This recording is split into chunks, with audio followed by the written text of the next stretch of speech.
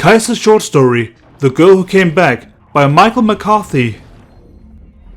Listen to me, I tell the girl who found me here beside the pit. I need you to hear me, there isn't much time. She leans forward without a hint of fear in her eyes. Tell me what to do. I like her. A slight smile breaks across my face for the first time in what seems like forever. Not this, I say, gesturing to the arrow gripped in her hand. She holds it like a spear. I was only a child when the void took me from my family, so I didn't know any better either.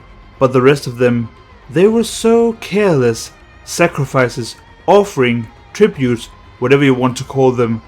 They were never going to work. It isn't some god appeased by gifts and prayers.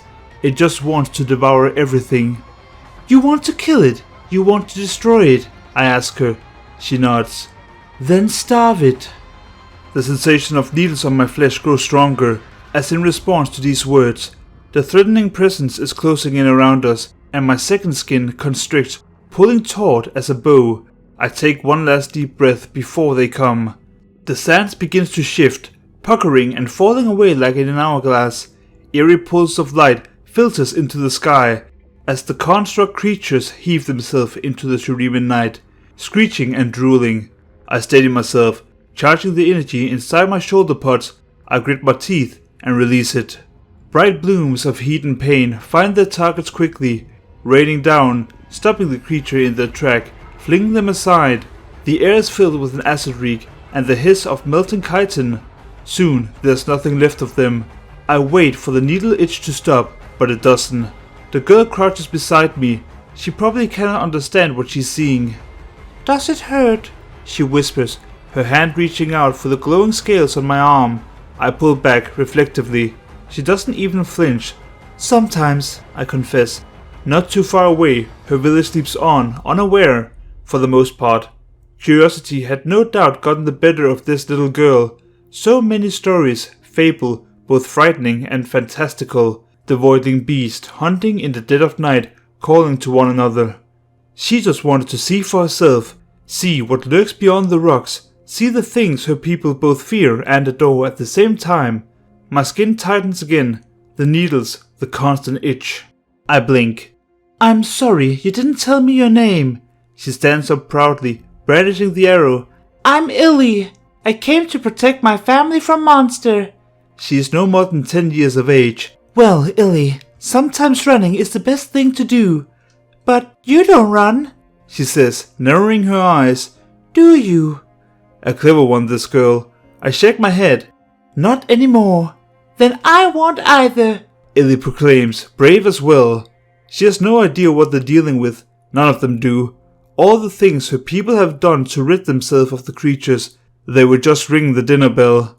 You need to tell them, Illy. You need to make them understand. No more dancing beneath the new moon. And no more animals tied to stakes. The void has no mercy to offer. It feeds or it dies. The day I came to understand this was the day I knew I had a chance. Maybe that's why I survived while so many others perished. But survive always has its price. Ever since I found my way back, I've been paying it. Look, the girl whispered. They're coming to find us. I don't have to look. I knew they would come, by instinct. The canopies draw over my face. Illy stares up at me. Don't be frightened, I say to her in a voice so twisted and monstrous it could have the opposite meaning. Of what? She asks.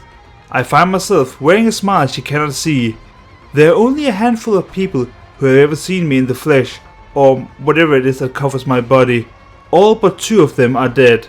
Illy's people appear to be capable hunters. Only the capable lives out here. I can see where she got her bravery. Their torches twinkle in the night.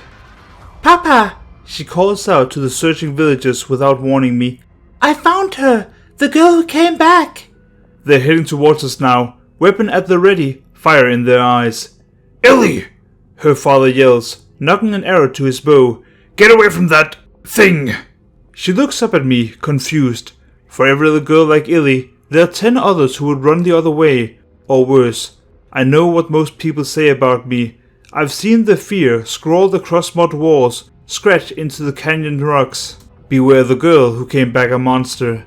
They don't know a thing about me. To them, I'm just something they don't want to face, a living, walking, fighting embodiment of what they fear most.